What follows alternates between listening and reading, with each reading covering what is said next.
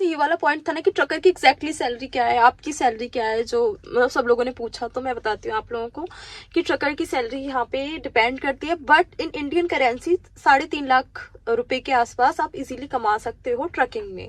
अब आप लोग उसको कैड में कर लो कि कितना होता है ना, कैनेडियन डॉलर के अराउंड 7,000 इन मंथ आप लोग कर सकते हो। डिपेंड करता है, वो भी अपने अपने पर डिपेंड करता है। जैसे कि मैं करती हूँ लोकल का काम, है ना। मेरा काम क्या है कि जैसे मैंने सुबह सुबह उठा लिया अपना ट्रेलर और मैंने करनी है डिलीवरीज पिकअप, तो मेरा कोई ऐसा नहीं कि पर लोड के अकॉर्डिंग है या कुछ है, मुझे आवरली पेड होता है।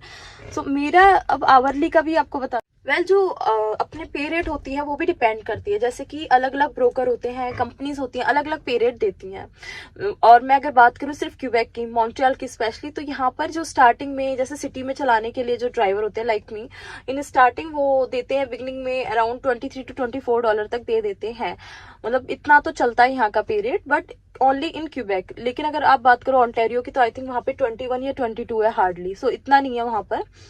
लेकिन यहाँ पर ठीक है, पे रेट ड्राइवर्स की अच्छी है।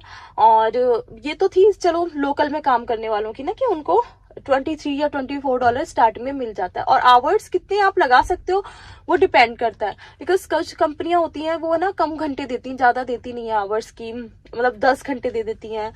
और कुछ में जिसमें बहुत ज्यादा काम होता है वो ज्यादा भी देती हैं।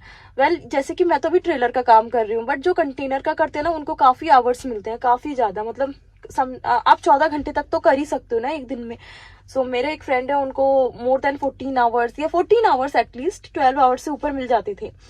सो यही होता है यहाँ पर कि आपको जितने आवर्स बनाने हैं, मतलब कर सकते हो उतना ही आप बना सकते हो। बट पे रेट बेसिकली 23-24 मिलती है, और ज्यादा से ज्यादा तो कितनी भी हो सकती है। वो डिपेंड करता है कंपनी पे, डिपेंड करता है कि आपका अगर ब्रोकर है तो बीच में वो कैसे आपको पे कर रहा है, ये कम्प्लीटली डिपेंड करता है।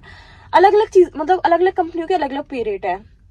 कोई कहते हैं कि नहीं भाई हम तो 23 से ऊपर दे ही नहीं सकते, कोई 25 भी देता है, और कोई $28 भी पर आवर देता है। सो ये चीज यहाँ की है। और ये तो चलो मेरी बात हो गई ना कि मैं जैसे काम कर रही हूँ सिटीज में, इस चीज का है। लेकिन अगर मैं बात करूँ जो जाते हैं लोड उठाकर, है ना, जो दूर दूर के लिए जाते हैं, जैसे कि कोई BC के लिए जा रहा है, कोई विनिपेग से लगा रहे हैं ना, और टीम में जा रहे हैं स्पेशली।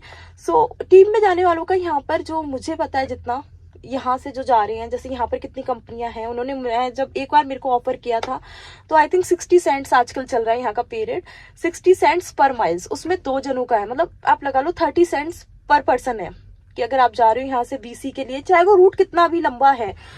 अच्छा, किलोमीटर्स का यहाँ पर चलता है माइल्स का ना, कि माइल्स के अकॉर्डिंग ही पे मिलती है।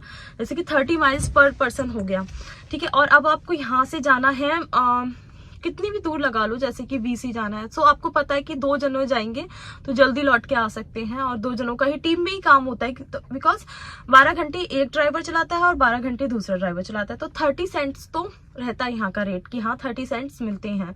सो वो कहीं ना आप अगर कंपैरिजन करो तो वो उतना ही पड़ता है जितना एक सिटी वाले को पड़ता है। लगता है कि समटाइम्स जो सिटी में चलाते हैं वो ज्यादा बेटर कर पाते हैं अर्निंग, और डिपेंड वो भी करता है लोड पर कि कितना उनको, जो दूर लेकर जाते हैं उनको लोड में पड़ता है उनका अपना हिस्सा।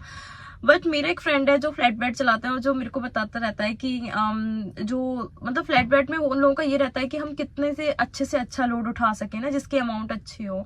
आई थिंक उसका 25 की 30% उनका अपना रहता है। सपोज अगर 10,000 का लोड उठाया तो उसका जितना भी है 25 to 30% उनका है। इस तरह वो ज्यादा से ज्यादा अमाउंट का लोड उठाने की कोशिश करते हैं।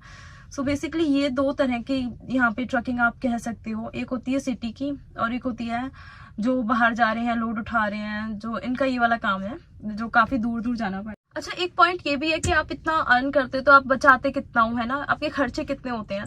तो यहाँ पे खर्चे ना बहुत ज्यादा होते हैं, बहुत ज्यादा। और luckily I am in Quebec, so मेरे थोड़े से खर्चे ना ऑन्टेरियो वालों से कम है, बिकॉज यहाँ के जो एक्सपेंसेस हैं वो उतने ज्यादा नहीं है, लिविंग एक्सपेंसेस थोड़े से कम है उधर से, बट फिर भी काफी रहते हैं। बिकॉज जो मैं अपार्टमेंट में रहती हूँ, है ना, उसका रेंट भी अराउंड अभी तो 800 के आसपास सब कुछ हो गया। जैसे कि रेंट होता है, फिर हमारा वाईफाई का बिल जाता है, ठीक है, उसके बाद फोन का जाता है बिल, और आप लगा लो कार की इंश्योरेंस, कार की EMI जाती है, जो फाइनेंस करवाई होती है कार, है ना, कार की फाइनेंस की EMI और उसका इंश्योरेंस। अच्छा, क्यूबेक में एक बात है कि इंश्योरेंस थोड़ी सी सस्ती है, सपोज अगर मैं 300 दे रही हूँ तो मेरा ही एक फ्रेंड सेम कार पे उन्हें ऑनटेरियो में अराउंड 400 to 500 इजीली देना पड़ता है, बिकॉज वहाँ पे इंश्योरेंस बहुत महंगी है और वहाँ पे मतलब ये सब है। वहाँ पर रहने का भी बहुत एक्सपेंसिव है, बहुत ज़्यादा। वहाँ पे एक नॉर्मल सा रूम $800 में मिलता है, सोचें। मैं रहती तो एक छोटे से अपार्टमेंट में ही हूँ, जो कि है ओनली, उसे बोलते हैं स्टूडियो अपार्टमेंट या बैचलर अपार्टमेंट बोलते हैं। एक ही पर्सन के रहने का होता है बेसिकली वो, बट ठीक है, उसका रेंट मतलब अपना एक सेपरेट अपार्टमेंट तो है, किसी के रूम शेयरिंग नहीं है ना। लेकिन उधर रूम शेयर करने पर भी $800 का आपको पड़ता है। यहाँ पर और भी बहुत ज्यादा खर्चे रहते हैं आपका। ये सारे तो आपके चलो बेसिक खर्चे हर मंथ के हो ही गए ना, कि आपको रेंट भी निकालना है, इंश्योरेंस भी, फलाना ढिकाना सारे।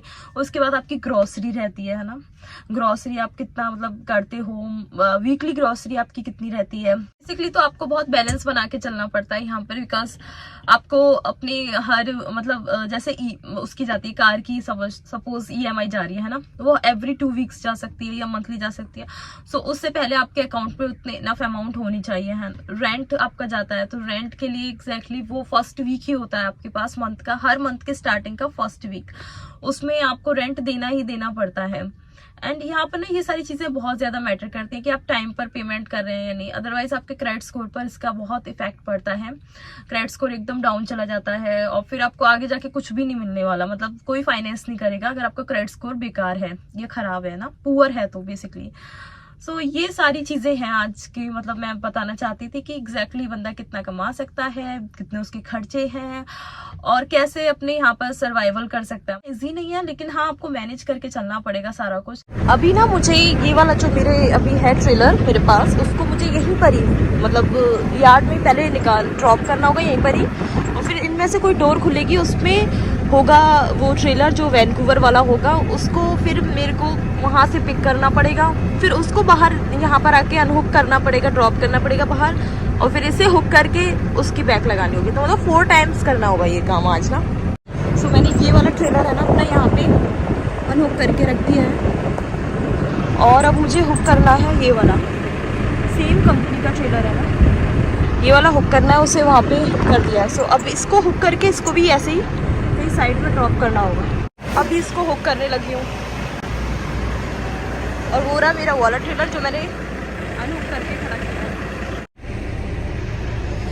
ये सेकंड टाइम इसे अनहुक करके यहाँ पे खड़ा किया है। अब फिर से उस वाले को हुक करने लगी हूँ। अब ये मैंने सेकंड टाइम इसे यहाँ पर बैक लगाया, मतलब फर्स्ट टाइम पर लेकर गई, सेकंड टाइम बैक लगा चुकी हूँ। अब इसको अनहुक करके फिर से उसको दूसरे वाले को हुक करूंगी। अभी मैंने हुक कर लिया ये वाला ट्रेलर जो बाहर निकाल के रखा था, मतलब 4 टाइम पे मैंने ये ऐसे हुक अनहुक करके ये कर लिया, और अब मैं चल रही हूँ अपनी कंपनी की तरफ।